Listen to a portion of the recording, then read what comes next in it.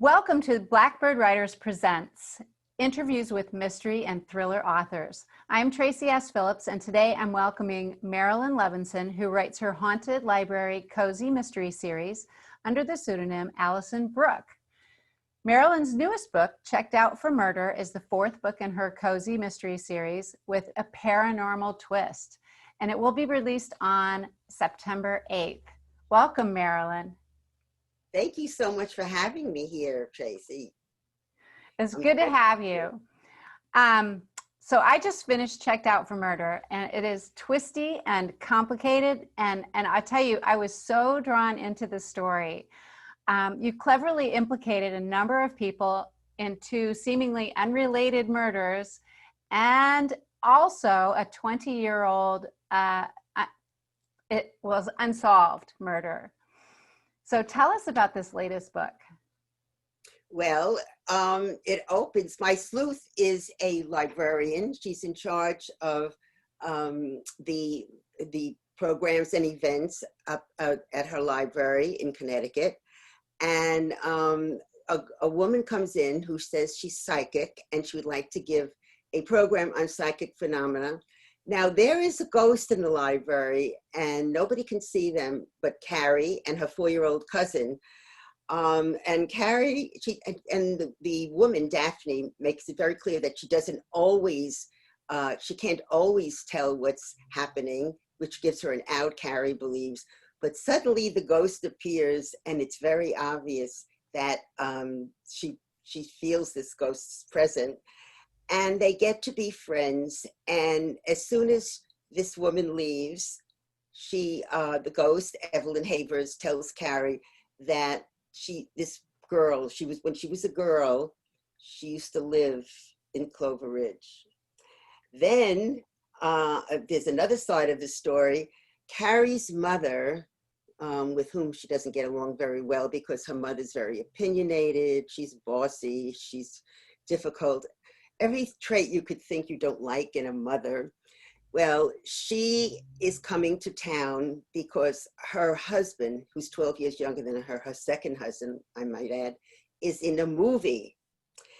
And this movie is being filmed in town. And Tom, that's the husband, is playing opposite his ex-fiancée, a stunning, beautiful actress who seems to be still interested in him. Yeah, so you have Carrie Singleton, who's the librarian, and she sees ghosts. Just one ghost. Just Evelyn the ghost. And then you have Daphne, who is proclaimed to be psychic. Yes, she senses things about people, and she tells Carrie things about her, the fact she has a boyfriend. She's recently made changes in her life.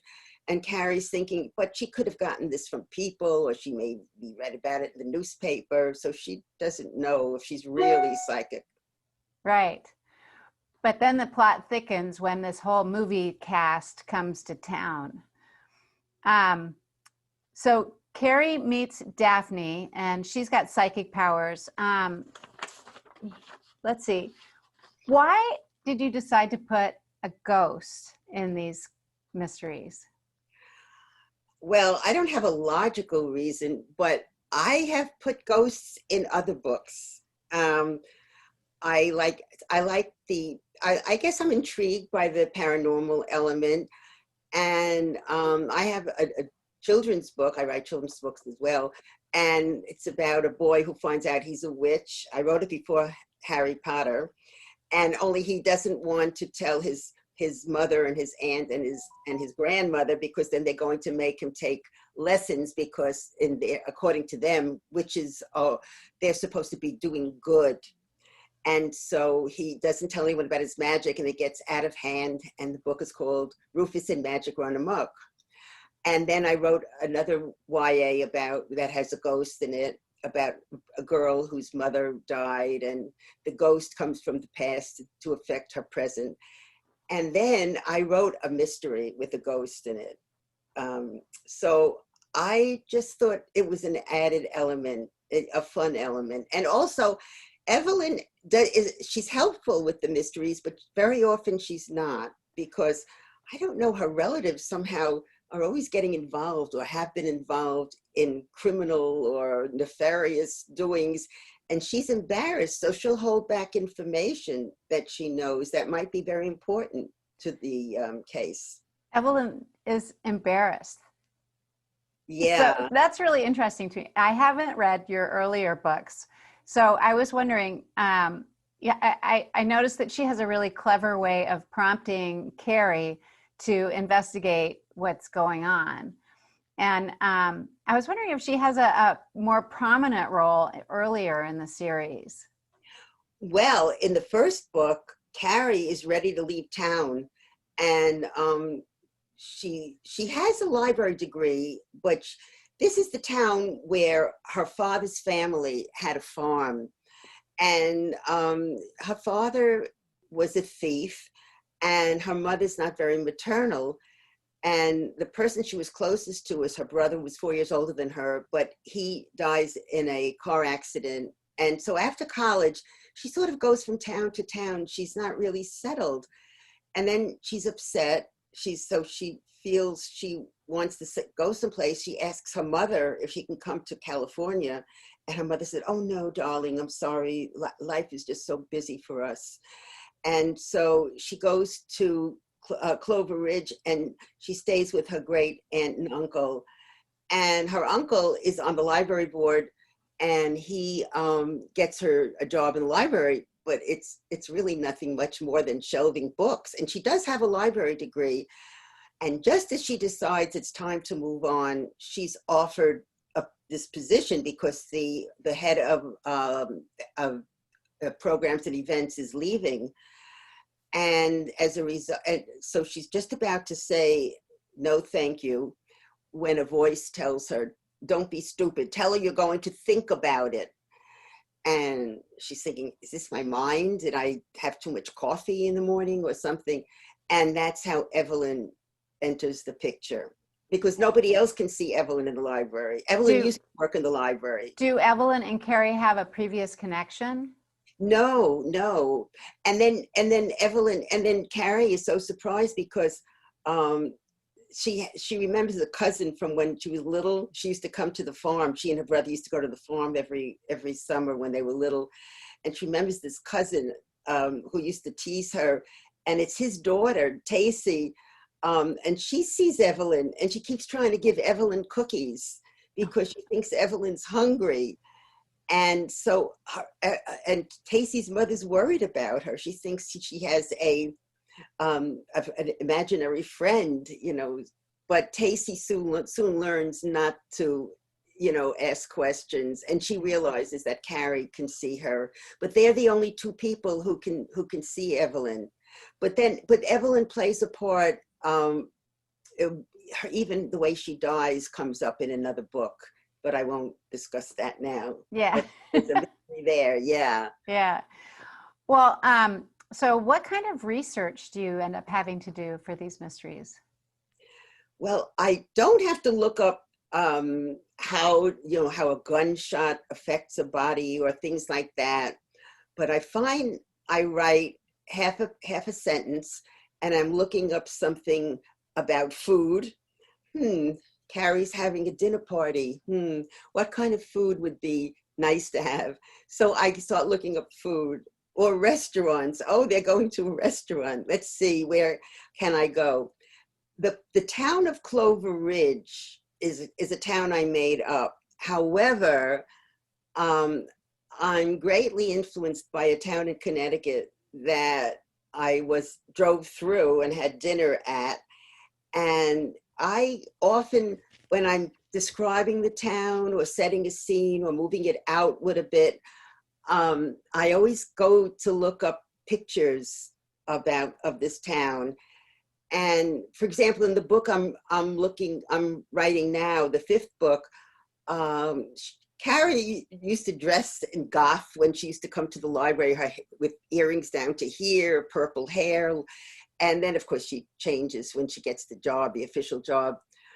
But so I forgot what I was saying now. Anyway, that's what happens sometimes. Yeah.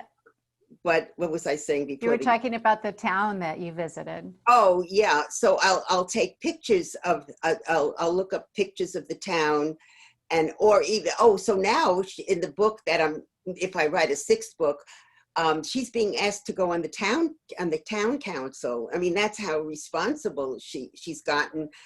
And so I looked up town councils in Connecticut and how they're run and what would be involved if she did go on the council. And of course, my setting is the library. I'm in my own library quite a bit, and I know the ramifications. I know how things are done in terms of events, in terms of programs. And I do have a good friend who has pretty much Carrie's position, but in real life. So if I'm interested in the finances of something, which I don't know that much about, I'll ask her, something about that. Well, what about the male protagonist, Dylan, who is Carrie's love interest? Yes. Well, in the first book, when she's solving the cold case, the first book it starts out with a cold case, but there is another case as well. She sees this offering to, she's been living with a great aunt and uncle, and she wants to move, live on her own, especially she has her own, she now has a good job. And she still doesn't have a lot of money, but she sees this offering for a cottage, and it's mentioned would be very low rates. So she goes there. It's sort of on an estate, and it's this man. He seems kind of gruff and not very friendly at first, and he lives like in a manor house, and he takes her to this cottage, and it's absolutely beautiful.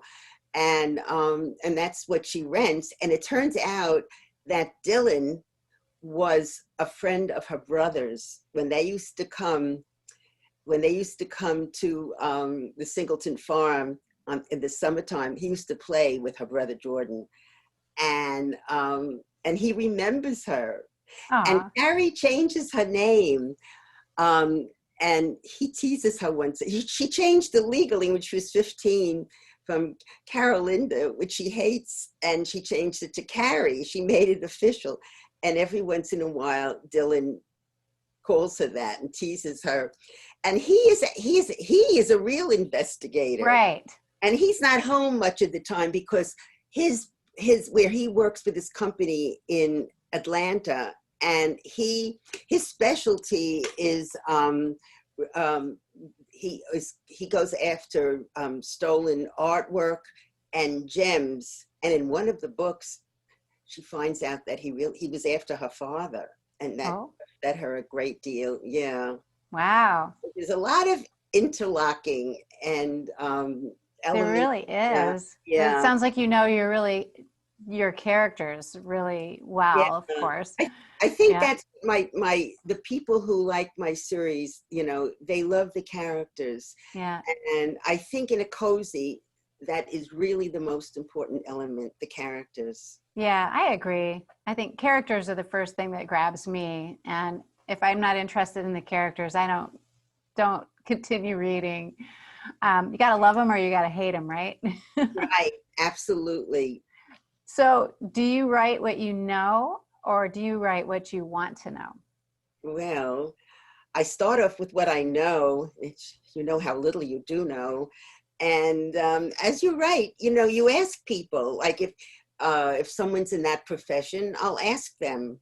Or, I don't think, for example, one of my friends who's an author is an actress. So when I had the scenes, I was never in a movie. So I asked her about that. And, I did research. I Googled everything. But, I would ask her because she knew exactly what it was, et cetera. And let's face it, you don't need to know that much, I guess I write what, and I always have a sleuth in my comfort zone.